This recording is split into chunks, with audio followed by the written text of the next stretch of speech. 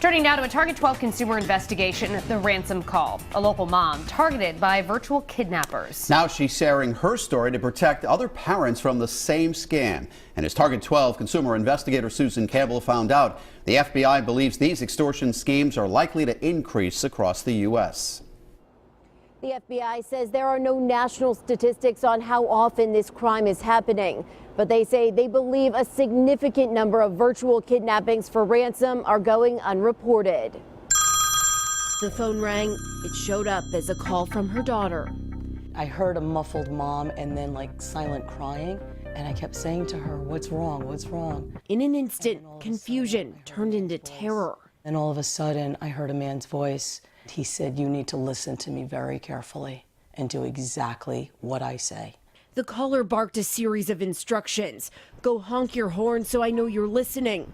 Go to the bank and withdraw money.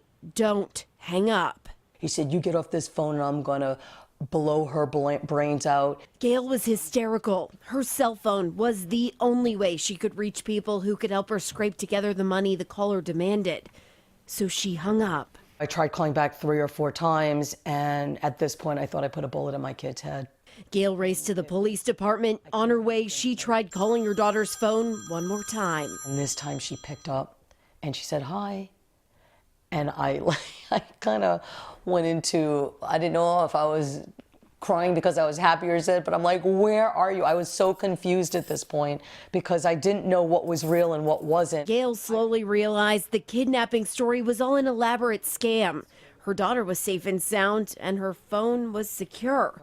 A scammer had simply spoofed the number to try and trick Gail into handing over ransom for a fake kidnapping. Hang up the phone, call the police. Rhode Island Attorney General Peter Nerona says these scams are full of red flags. You could ask them, "Can you describe my son or grandson?" They can't do that. They want the money wired. They tell you not to go to the police.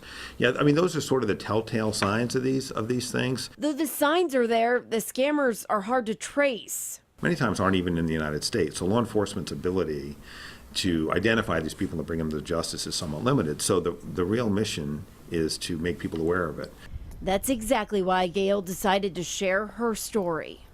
It is the most terrifying thing to go through as a parent. If I can help anybody spare this emotion, then I did my job.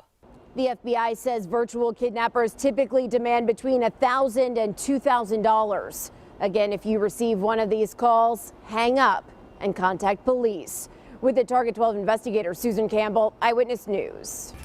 The latest now in a Target 12 consumer investigation, the ransom call. Live at 5, we told you about a scam phone call that led to a Newport mom to believe her adult daughter had been kidnapped. He said, "You get off this phone and I'm gonna blow her brains out." She later learned the call had been spoofed and her daughter was safe and sound. New at 6, Target 12 consumer investigator Susan Campbell explains how a proposed law could help combat illegal calls that flood our phones. Americans receive billions of robocalls every month. Now a bipartisan group of lawmakers says new technology should be part of the solution so you know whether to pick up. When a caller demanded money in exchange for her daughter's safety, Gail bought the hoax hook, line, and sinker. There was no reason for me to believe it wasn't her. The cell phone came in under her name. It was a spoofed call, and her daughter was never in any danger.